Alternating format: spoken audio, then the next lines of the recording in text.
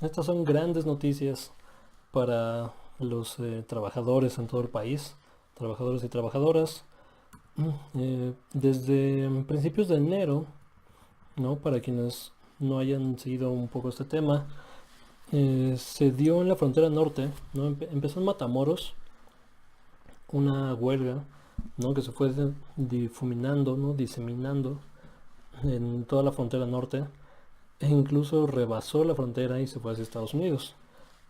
Hoy anuncian en hoy Tamaulipas, escribe Ángel Arias, confirma Sioim, no sé si estoy diciendo eso correctamente, Joim, fin de huelga en sus empresas de Matamoros. Este es el sindicato. El sindicato de jornaleros y obreros industriales de la industria maquiladora manifestó en su página oficial de Facebook el fin de la huelga en las empresas de Matamoros, donde tienen sindicalizados. Tras haber iniciado el pasado 25 de enero con este movimiento laboral en 46 maquiladoras, este fin de semana llegaron al fin, luego de haber firmado el contrato colectivo con un incremento del 20% al salario y un bono de 32,000 pesos. El sindicato da por terminados los emplazamientos a huelga de las 48 plantas maquiladoras que se encontraban en revisión de tabulador, llegando con cada una de ellas a un arreglo favorable, dando cumplimiento a las demandas de nuestros trabajadores agremiados. El sindicato les invita a continuar con nuestras labores y seguir esforzándonos para mantener la unidad y respeto entre todos. Asimismo, su sindicato continúa, como es costumbre, con puertas abiertas para escuchar, orientar y atender las necesidades de nuestros representados. Continuó. De esta manera, el total de dichos cooperativos ya se encuentran laborando de manera normal desde este fin de semana. Ahí voy. Ahí está. Pues sí, digo, como informa el documento, más de 40 maquiladoras, o sea, 40 industrias como tal, se fueron a huelga. No esto porque el presidente López Obrador anunció el incremento al doble, ¿no?, del salario mínimo en la frontera norte y en 16% a nivel nacional, y pues en la frontera norte no les cumplieron, ¿no?, como tal. En algunas, ¿no?, en algunas de las 46 maquiladoras, digo, este comentario hay que matizarlo, en su salario ya se acercaba, ¿no?, al incremento del 100%, ¿no?, del salario mínimo. O sea, es decir, ya ganaban más del doble del salario mínimo a nivel nacional, les faltaba un pedacito, ¿no?, digamos. Eh, Tenían revisión de contratos, algunos en septiembre, otros en noviembre del año pasado. Y este incremento, o sea, digo, digamos, no se preveía otro incremento hasta septiembre o noviembre de este año. Allá dijeron, ¿sabes qué? Si el mandato presidencial es ya, ¿no? O sea, a partir de diciembre, a partir de enero, pues ya, cabrón, ¿no? Me lo tienes que aumentar. Y se fueron a huelga. No, ¿cuál es la importancia de este movimiento?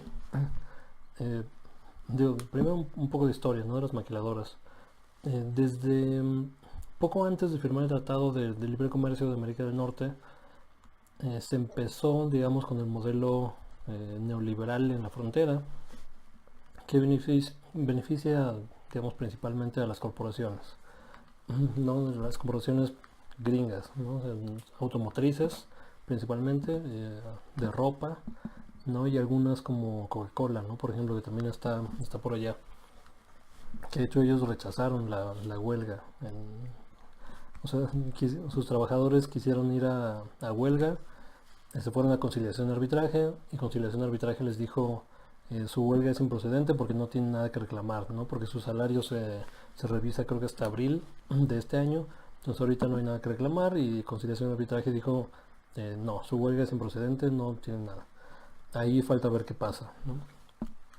Entonces, el modelo es, digamos, trasladar las empresas o la manufactura del cinturón de Estados Unidos, el cinturón manufacturero de Estados Unidos, trasladar muchas hacia el exterior, ¿no? El capitalista, no digamos el empleador, se da cuenta de que o sea, no tiene por qué producir sus productos en Estados Unidos, si le puede pagar a trabajadores fuera, ¿no? La mitad o menos de sus salarios, ¿no? Esto ahorrándose muchísima lana, ¿no? Y vendiendo los productos al mismo precio, ¿no? En Estados Unidos. Eh, entonces, con esa visión, no entran a la frontera norte eh, todas estas empresas, ¿no? Armadores, automotrices, de Coca-Colas, maquiladoras, o sea, de diferentes tipos, con el objetivo de producir acá, no pagar salarios con una fracción de salarios de allá, o sea, ni siquiera eran la mitad, no si allá pagaban, no sé, $8 al día, $8 la hora, perdón, aquí podían pagar $2 o $3 al día, ¿no? Entonces el ahorro es inmenso, ¿no? O sea, lo que se ahorran esos güeyes fue inconmensurable. No necesariamente, ¿no? Si hay estudios que miden cuánto ganaron esto, sobre todo el Colegio de la Frontera Norte, ¿no? Y algunos otros think tanks que lo han checado, las universidades también. Creo que la Autónoma de Nuevo León tiene estudios bastante robustos de todo este fenómeno en la frontera norte. Entonces, con este modelo, ¿no? Durante eh, 30 años en México, este tipo de trabajadores han reclamado derechos laborales. No muchos de ellos no han sido cabalmente cubiertos, no, pero hay que recordar que la frontera norte en México es de las zonas más,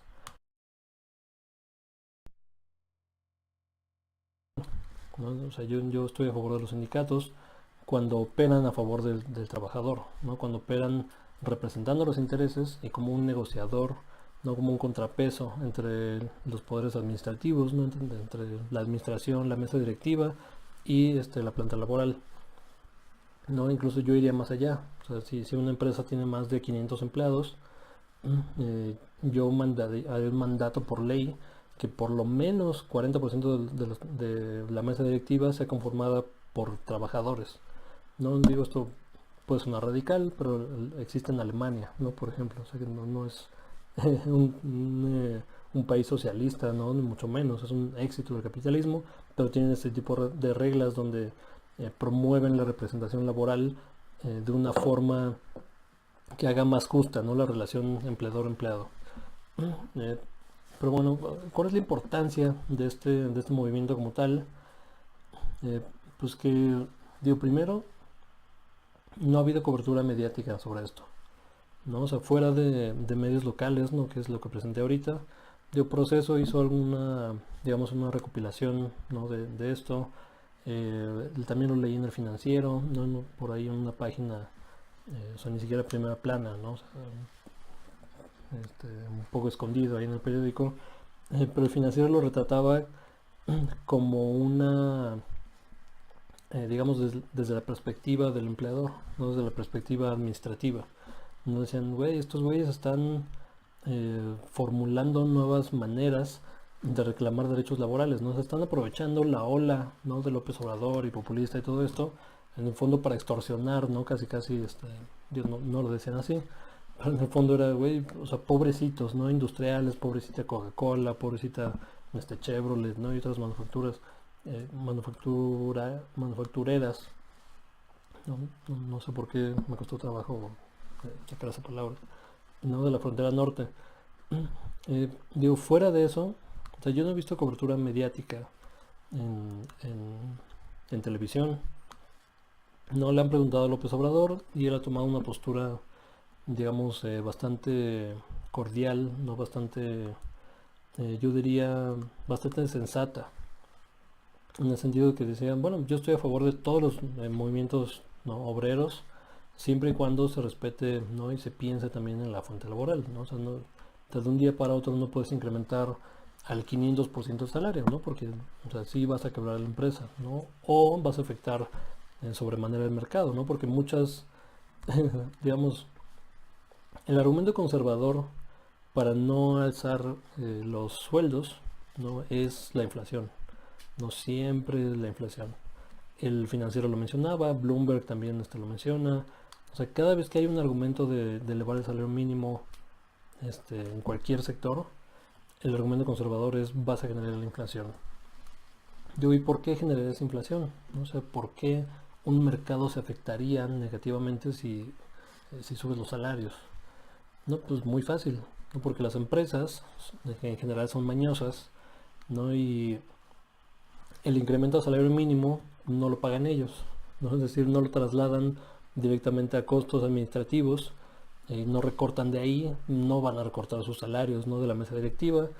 ¿Qué van a hacer entonces? Van a trasladar ese costo, ¿no? Ese costo adicional de los salarios, lo trasladan al precio final, ¿no? Del producto. Entonces lo termina pagando pues todos nosotros, ¿no? Los consumidores. Entonces por eso los productos se encarecen, ¿no? O sea, no es que digamos no se pueda, o es que naturalmente es un efecto como tal, sube salario, sube inflación, pues no. O sea, por ejemplo, en Estados Unidos ahorita el salario mínimo federal creo que son 7, no hay fracción dólares la hora.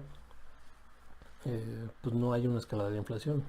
No, algunos estados, creo que 5 o 6 estados, ya pasaron, a nivel, ¿no? A nivel estatal, a nivel micro, un salario de $15 la hora.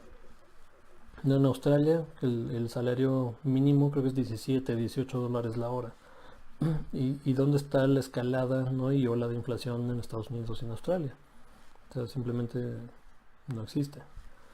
No, y en México, y en muchas partes del mundo, pero en México es particularmente trágico, no es el hecho de que somos la generación más productiva en la historia de nuestro país, sin embargo no tenemos los resultados, no el salario que debería corresponder a ello.